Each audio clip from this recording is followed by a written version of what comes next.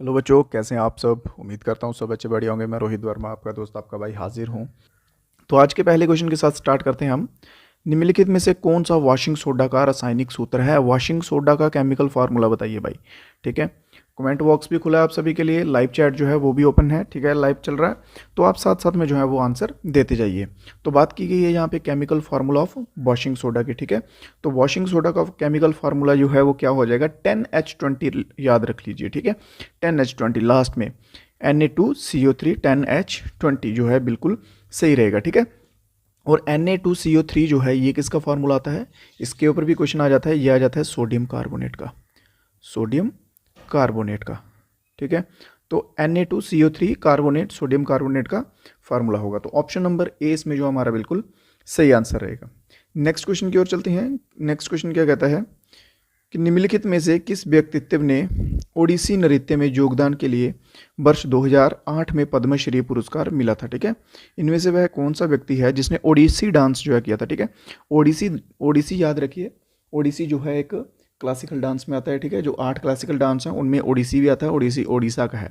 ठीक है, तो 2008 में जो है वो पद्मश्री पुरस्कार जो है वो किसको मिला था, जल्दी से। तो प्रधान यहाँ पे आएगा गंगाधर प्रधान। ऑप्शन नंबर डी जो है बिल्कुल सही रहेगा। ऑप्शन नंबर डी के जो जो 7 बच्चे गए हैं बिल्कुल सही। देखिए, जो जो क्वेश्चंस आपको आते हैं वेल एंड गुड, जो कुछ नहीं आते हैं ट्राई कीजिए उनको नोटबुक पे आप साथ साथ में लिखते जाएं। नेक्स्ट क्वेश्चन देखते हैं। नेक्स्ट क्वेश्चन क्या कहता है, कच्चे माल के रूप में बॉक्साइट का उपयोग मुक्त किस उद्योग के लिए होता है। ठीक है, रॉ मटेरियल जो है बॉक्साइट, बॉक्साइट होता क्या है। ठीक है, बॉक्साइट का रॉ मटेरियल जो है वो मेनली किस इंडस्ट्री में यूज़ किया जाता है as a raw material bauxite. ठीक है, तो वो किया जाता है एल्यूमिनियम की इंडस्ट्री में। कौन सी इंडस्ट्री में, एल्यूमिनियम की। तो एल्यूमिनियम ऑप्शन नंबर ए पे रहेगा हमारा, जो कि बिल्कुल सही जवाब है। नेक्स्ट क्वेश्चन की तरफ चलते हैं। नेक्स्ट क्वेश्चन है कि लूसोफोनिया, देखिए ये गेम्स के ऊपर आ जाता है ये क्वेश्चन। ठीक है, वर्ष 2014 में किस राज्य केंद्र शासित प्रदेश में लूसोफोनिया खेलों की मेजबानी की गई थी। ठीक है, विच स्टेट, यूनियन टेरिटरी, कौन सा स्टेट, राज्य या फिर केंद्र शासित प्रदेश है जिसमें लूसोफोनिया नाम के गेम्स जो है 2014 में हुए थे। ठीक है, तो जल्दी से जवाब दीजिएगा सभी बच्चे अपने।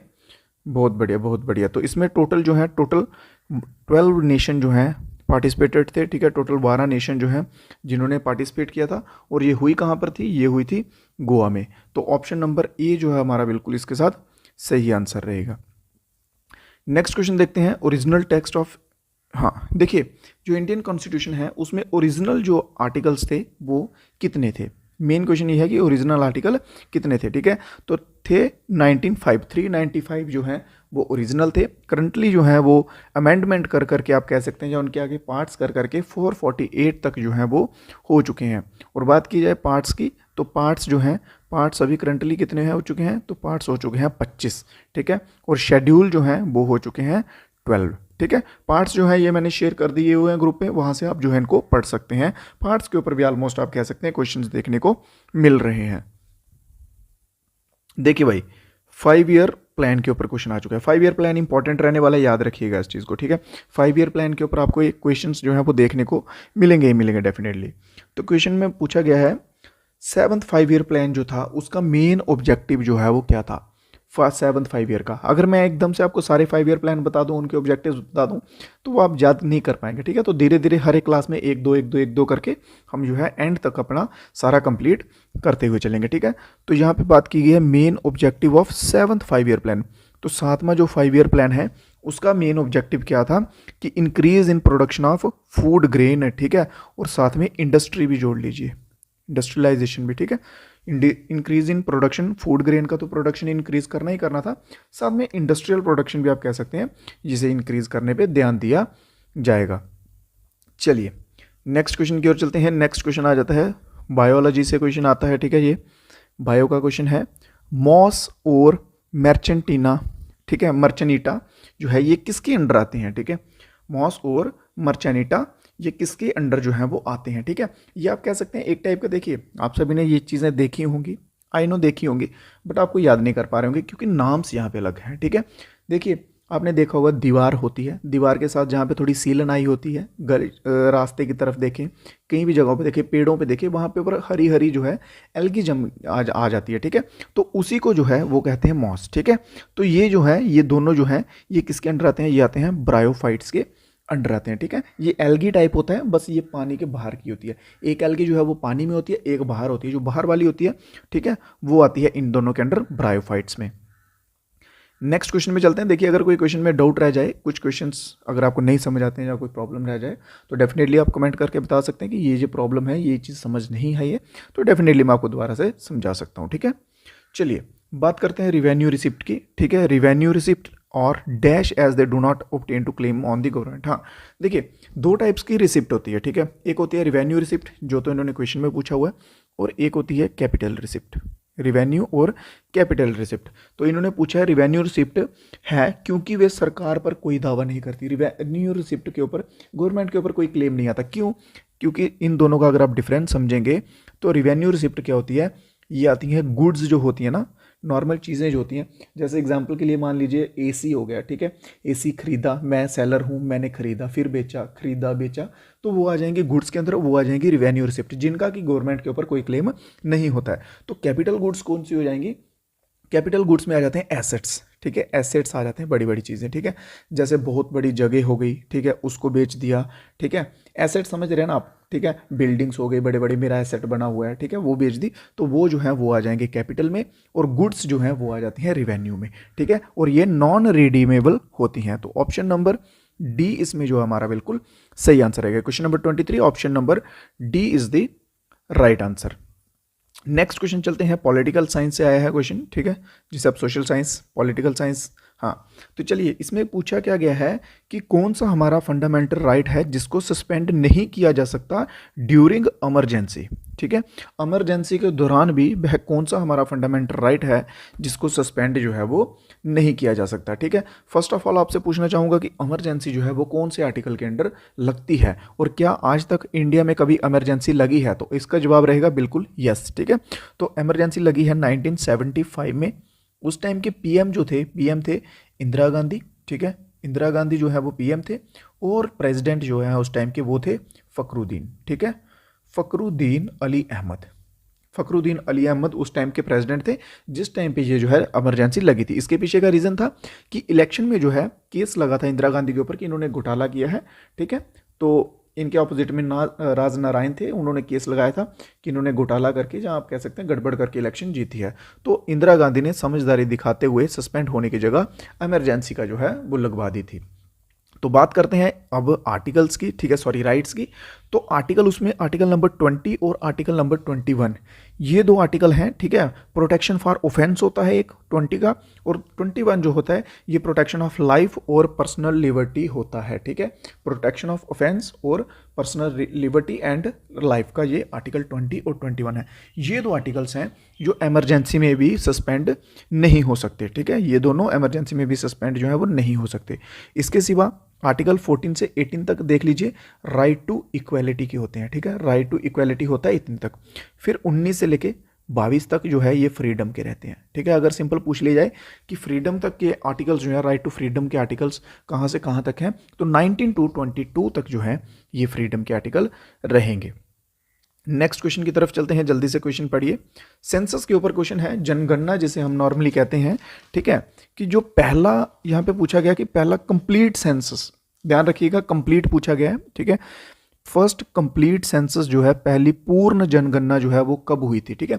अगर सिंपल यहाँ पे होता फर्स्ट सेंसस, तो फर्स्ट सेंसस आपका आ जाता है 1872, ठीक है। सबसे पहले सेंसस हुआ था ये हुआ था 1872 पे। उस टाइम पे थे लॉर्ड मायो, ठीक है, लॉर्ड मायो के टाइम पे ये हुआ था।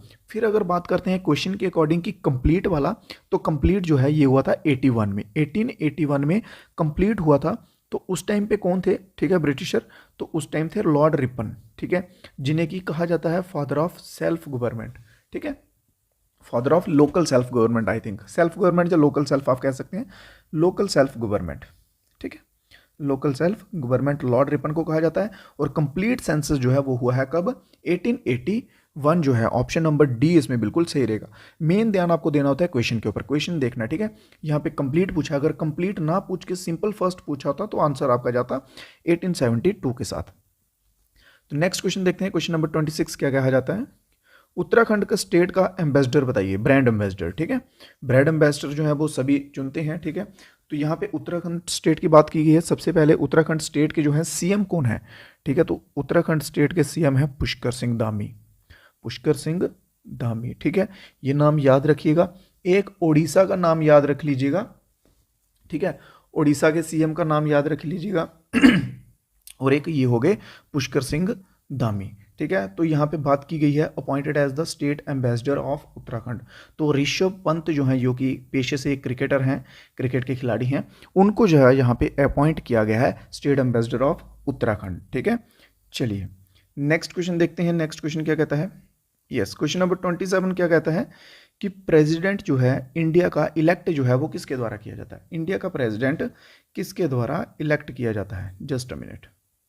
हाँ, तो इंडिया का प्रेसिडेंट जो है वो किसके द्वारा इलेक्ट किया जाता है। तो इंडिया का प्रेसिडेंट दोनों जो हाउस होते हैं पार्लियामेंट के, लोकसभा राज्यसभा, ठीक है, दोनों हाउस, और स्टेट की लेजिस्लेटिव असेंबली जो होती है, इन सभी इन तीनों की मदद से आप कह सकते हैं इसको इलेक्ट किया जाता है। और अगर पूछ लिया जाए, ठीक है, अगर क्वेश्चन अगर ऐसे घूम के आ जाए कि वाई कैमरल लेजिस्लेटिव असेंबली कौन कौन सी होती हैं, तो लोकसभा, राज्यसभा और स्टेट, ठीक है, स्टेट की लेजिस्लेटिव, ये तीनों वाई कैमरल में भी आ जाएंगे, ठीक है। तो ऑप्शन नंबर डी जो हमारा बिल्कुल सही रहेगा।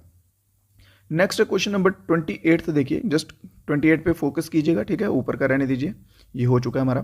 तो 28 में पूछा गया है क्वेश्चन में कि thanksgiving festival of Maharashtra where bulls are honoured, ठीक है। बुल्स नहीं होगा, बुल्स ही होगा, ऑक्स होते हैं, ठीक है, बैल, बैल जो होते हैं ऑक्स, बुल्स होते हैं जो बफलो की ब्रीड में होते हैं, उन्हें बुल्स कहा जाता है, और कऊ की ब्रीड वालों को ऑक्स होते हैं, ठीक है।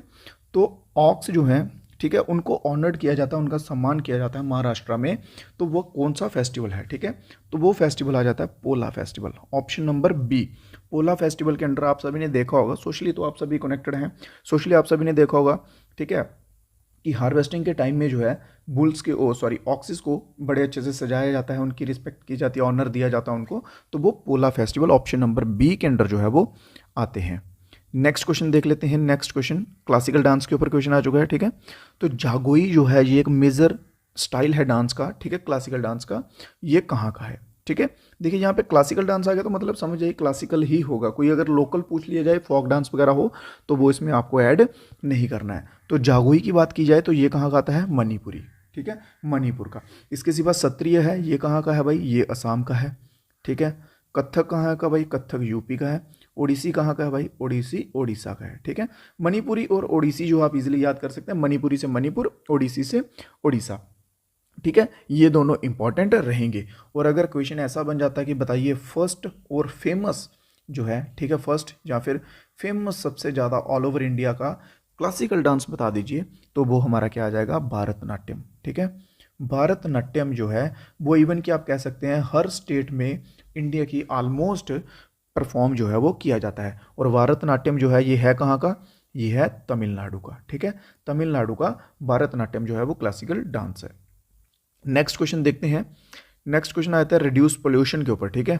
चलिए, तो एक रास्ता बताइए, एक वे बताइए जिससे कि पोल्यूशन जो है रिड्यूस किया जाए due to burning of fossil fuels, ठीक है।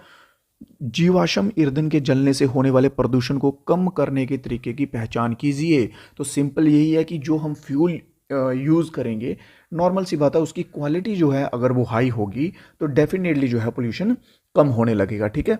तो इन एफिशिएंसी जो है उसकी क्या कहते हैं, ऑयल की, ठीक है, फ्यूल जो है उसकी एफिशिएंसी अगर ज़्यादा होगी तो जहाँ क्वालिटी अच्छी होगी, हायर क्वालिटी का फ्यूल होगा, तो डेफिनेटली जो है पोल्यूशन कम कॉज होगा, ठीक है। Lowering the temperature, increasing the efficiency, increase the number of carbon molecules, नहीं नहीं, हाँ, तो ऑप्शन नंबर बी जो है हमारा बिल्कुल सही रहेगा। ठीक है, अगर इसकी जगह यहाँ पे सिंपल ऐसा दिया हो कि यूज़ हायर क्वालिटी फ्यूल, तो डेफिनेटली आप यूज़ हायर क्वालिटी फ्यूल के साथ भी जा सकते हैं। ठीक है, तो आज की क्लास के जो क्वेश्चंस थे, आज की क्लास के इतने क्वेश्चंस थे। ठीक है, क्वेश्चन हुए हैं खत्म।